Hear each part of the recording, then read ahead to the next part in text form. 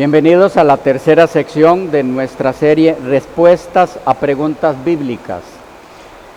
Estamos en esta ocasión en el tema de la forma de la segunda venida de Cristo. Mencionábamos al principio que presentaríamos algo sobre la forma y también sobre la ocasión. ¿Okay? Esta sección quisiera dedicarla a la ocasión en la que la iglesia de Cristo será llevada por Él. Vimos ya muy brevísimamente en la sección pasada que no es en el rapto secreto. Lo que vimos en la sección pasada no es un estudio sobre el rapto secreto, que no es bíblico, sino solo una mención de eso. Hay otras series aparte donde analizamos en sí las bases de la doctrina del rapto secreto y creemos que demostramos que no tiene fundamento bíblico. Bien, ¿cuándo es que la iglesia es llevada por Cristo? Si volvemos a Apocalipsis, el capítulo 6, los versículos que leímos en una de las secciones anteriores, cuando el cielo se desenvuelve como un pergamino que se enrolla, y todo monte y toda isla se remueve de su lugar, y las personas no listas, que no hicieron los preparativos necesarios para encontrarse con el Señor, piden la muerte. Inmediatamente después de eso, se describe al grupo que estará listo, en contraste con los que piden la muerte en esa ocasión. ¿Cuál es ese grupo? Los 144,000. Ahora bien, ¿qué hay en esto? Bueno, es importante que sepamos que los mismos promotores de la doctrina del rapto secreto en la teología evangélica enseñan que esa iglesia que va a ser raptada por Cristo antes de la segunda venida de Cristo, lo es raptada a fin de, o con el propósito de que no pase por la gran tribulación, a fin de que la iglesia no sufra la gran tribulación. Esto tampoco es bíblico. Según la Biblia, la iglesia de Dios, los cristianos de la última época, pasarán por la gran tribulación. Y después de esa persecución final, es que Cristo los liberará cuando Él venga en gloria en las nubes del cielo con todos sus ángeles. La ida de la iglesia de Cristo con Él en las nubes, cuando Él regrese en su segunda venida, es después de la gran tribulación, no antes. La Biblia habla en verdad de 3 tribulaciones. En un tema aparte estaremos tocando las 3 tribulaciones de la Biblia, pero por ahora se las menciono nomás. La Biblia habla de 3 grandes tribulaciones y tenemos que conocerlas a fin de no confundir el término y no aplicar una tribulación a una época en la que no es y otra tribulación a otra época en la que tampoco es. Hay 3 tribulaciones en la Biblia para el pueblo de Dios. La primera de ellas es la tribulación que pasó la iglesia apostólica en manos de algunos de los emperadores o de manos de algunos de ellos. La persecución de la iglesia apostólica, todos sabemos de eso. Por ejemplo, ustedes pueden ver en Apocalipsis,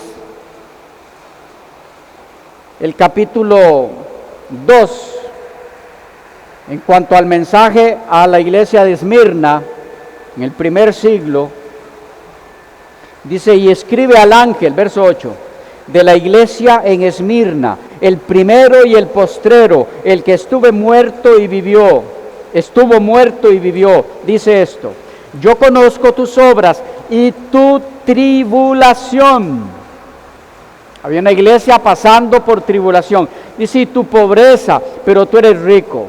Y la blasfemia de los que dicen ser judíos y no lo son, sino sinagoga de Satanás. No temas en nada lo que vas a padecer. He aquí el diablo echará a alguno de vosotros en la cárcel para que seáis probados y tendréis tribulación, otra vez, tendréis tribulación por 10 días.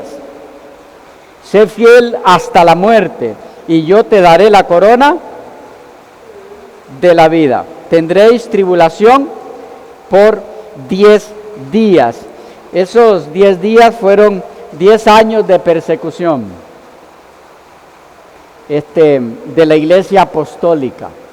En el libro en la serie de el drama de las edades, que es el estudio de Apocalipsis, capítulo por capítulo, versículo por versículo, pueden ir allí y encontrar la descripción detallada de cómo se dio esa tribulación, qué emperador fue, de qué año a qué año y todo eso. Pero es la primera tribulación que padeció la iglesia apostólica.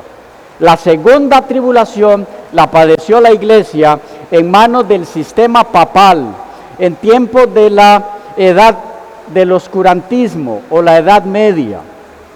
Fueron los muy conocidos 1260 años de persecución papal, presentados en Daniel y en Apocalipsis, como 1260 años, como 3 años y medio, como 42 meses, de 3 formas distintas. Se menciona en la Biblia ese periodo 7 veces. 1260 años de persecución, en esas 3 diferentes formas. 1260, 42 meses, 3 años y medio. Esa fue la persecución o tribulación que padeció la iglesia en manos del papado. Es de la que nos habla Mateo 24, que ya leímos en la sección anterior. Mateo 24, 29. E inmediatamente después de la tribulación de aquellos días, el sol se oscurecerá y la luna no dará su resplandor, etcétera. Después de la persecución papal a la iglesia, fue cuando ocurrieron las señales que se mencionan acá. Pero hay de paso, debemos ir viendo cómo la iglesia siempre ha pasado por la gran tribulación. Qué curioso. La primera gran tribulación, Dios hace que su iglesia pase por ella. La segunda tribulación también. Y de la tercera los exime. ¿Por qué? No, nunca ha sido el plan de Dios, cuando viene tribulación sobre su pueblo, eximirlos de la tribulación. Porque la tribulación da frutos en su iglesia para la gloria de Dios. La tercera tribulación es la que encontramos aplicada al tercer grupo, obviamente, que son los 144,000. Son los santos que han de estar vivos cuando Cristo venga y que no han visto la muerte. Los que irán al cielo sin ver la muerte. Los que están representados por Elías, que fue al cielo sin ver la muerte. De estos 144,000, dice el versículo 9, después miré, Apocalipsis 7:9, después de esto miré, y aquí una gran multitud, la cual nadie podía contar, de todas las naciones y tribus y pueblos y lenguas que estaban delante del trono y en la presencia del Cordero, vestidos de ropas blancas y con palmas en las manos. Este mismo grupo de una multitud que no podía contar, es el mismo grupo del que Juan oye el número en los versículos 1 al 8. En los versículos 1 al 8 él escucha el número 144,000, que es simbólico, es un título. Eso pueden verlo en la serie Los 144,000. Hay varios temas allí. Pero después de escuchar el número, ahora los ve, ahora los mira, y cuando los mira, dice que no hay cómo contarlos.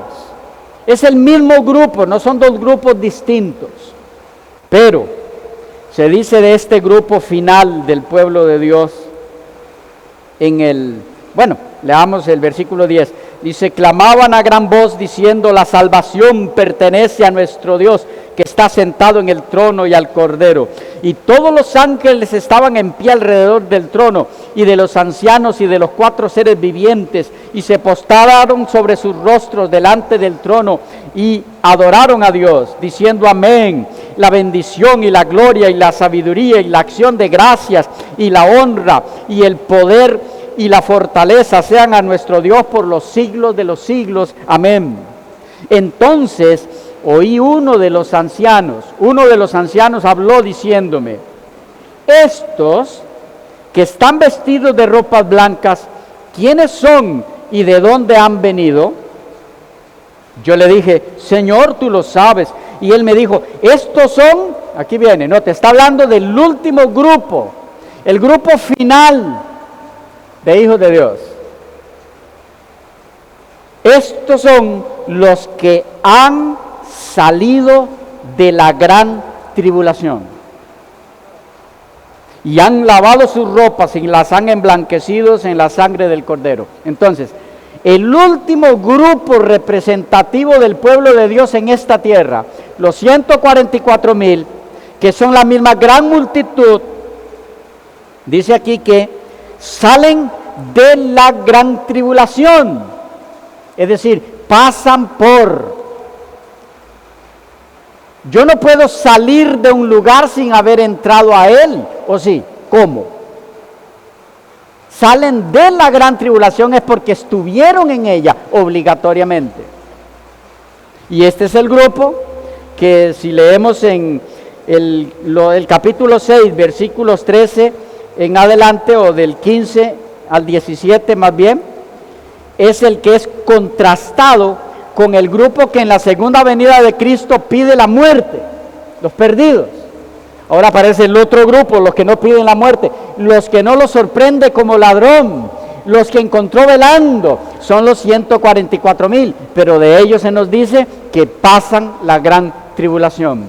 Entonces la iglesia por la que Cristo viene en su segunda venida pasa por la gran tribulación. No es librada de, no hay tal cosa en la Biblia. Es una enseñanza falsa. Es un evangelio barato el que enseña eso. La iglesia de Dios pasará por la gran tribulación y eso no tiene ningún problema para pensar, para que tense al cristiano, porque Dios le permitirá pasar por la gran tribulación a los que estarán preparados para eso. Por eso se habla de ellos como los que habrán velado, los que no duermen por estar preparados para ese día. Ellos velan, se preparan, están listos y entonces Dios los libera de la tribulación. ¿Cómo es eso? Entonces, ¿para qué los preparó? Por donde usted lo mire, no hace sentido la doctrina de la liberación de la iglesia antes de la gran tribulación. La liberación de la iglesia es post-tribulacionista. Es post-tribulación, es después de la tribulación y no antes de la tribulación. La iglesia pasa por la gran tribulación. Y cuando en esa tribulación, aquellos que pidieron a los montes que caigan sobre ellos y que por diferentes planes de Dios no mueren todavía, aunque lo pidan, cuando esos estén persiguiendo a su iglesia, y cuando estén a punto de eliminarla, de erradicarla sobre esta tierra, cuando estén a punto de concluir esa tribulación sobre su iglesia, eliminándola con un decreto de muerte, es cuando en toda su gloria el Señor aparece al mirar el cielo abrirse. Viene para liberar a su iglesia, cuando está a punto de ser destruida por los que no estaban preparados para recibir al Señor.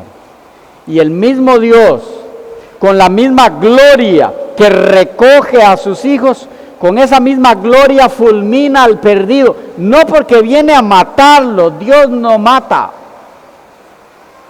sino porque su gloria irremediablemente fulmina al que no comparte su naturaleza, que Él compartió con sus hijos, su naturaleza divina, y que por eso soportan su gloria. Pero volviendo a nuestro punto, la iglesia pasa por la gran tribulación. Por lo tanto, la segunda venida de Cristo es post-tribulación, no pre-tribulación. ¿Claros? Preguntas.